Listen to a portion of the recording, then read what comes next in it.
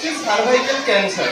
Cervical cancer মেয়েদের মধ্যে যত মেয়েদের ক্যান্সার হয় তার 100 ভাগের মধ্যে প্রায় 20টা ক্যান্সার কিন্তু সার্ভাইকাল ক্যান্সার হয়। আর দ্বিতীয় কি করতে পারে এই ভ্যাকসিন, এই ভাইরাসটা, একটা হচ্ছে অ্যানাল ক্যান্সার, মানে পায়খানার রাস্তাতে কোনো ক্যান্সার।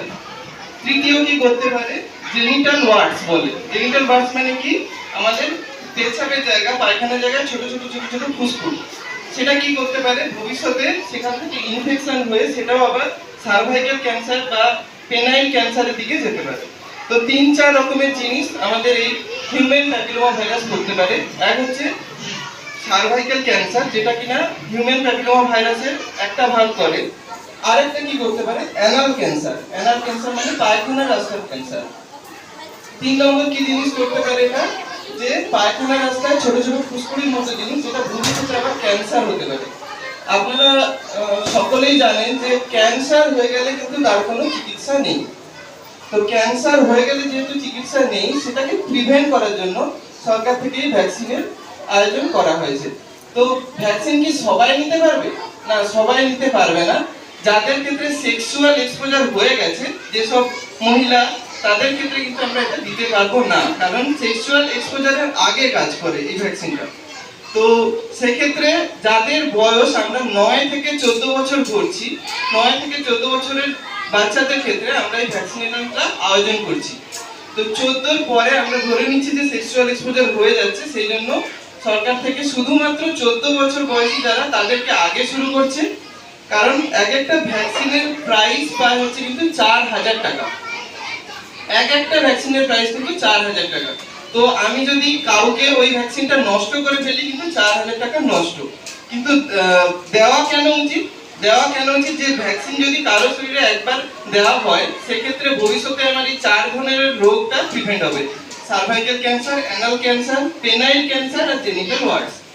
তো ভ্যাকসিন কত কত রকমের হয়?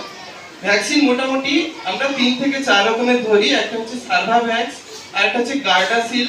গার্ডাসিলের আবার 2 রকম স্ট্রেনস হয়। তো সেই স্ট্রেনসগুলোর মধ্যে সবচেয়ে বেশি যেটা ইম্পর্টেন্ট, স্ট্রেন 4, যেটা আমরা এখন দিচ্ছি সবাইকে। স্ট্রেন 4 কি কি করে? 4টে জিনিস থেকে প্রিভেন্ট করে।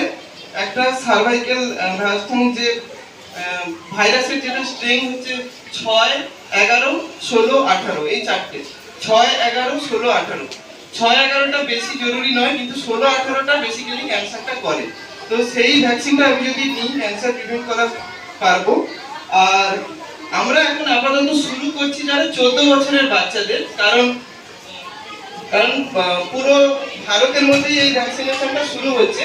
যদি 14 নিচে কাউকে এখনো দেওয়া হয়, তাহলে সেটা কিন্তু সবাইকে আমরা দিয়ে উঠতে পারবো না।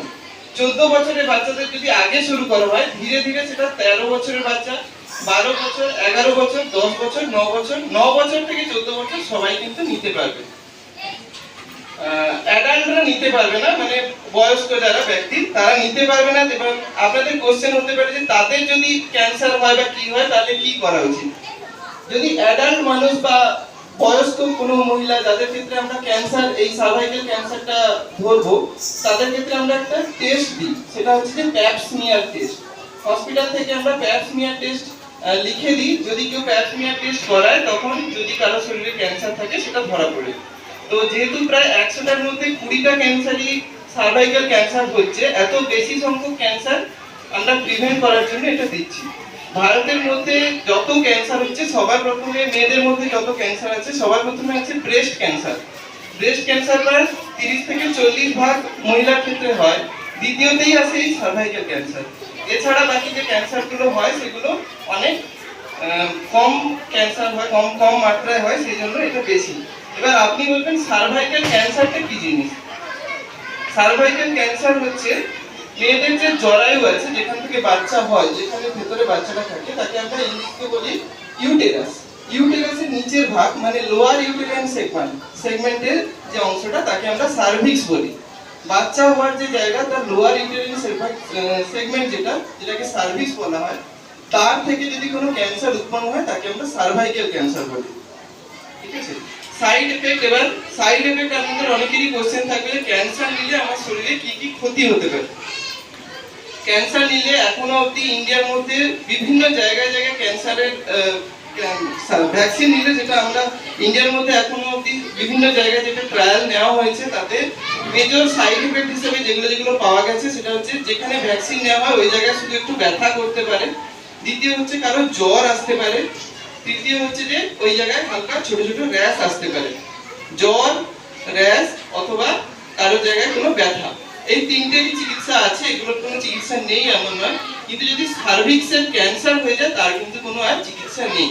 সেই জন্য প্রথমেই আমরা বাচ্চাদের দিয়ে শুরু করছি, যেটা কিনা ওই 14 থেকে 15 বছরে, তখন তারপরে যদি সেক্সুয়াল এক্সপোজার হয় তারপরে সেখানে কিন্তু আর সার্ভিক্সের ক্যান্সার হওয়ার চান্স নেই।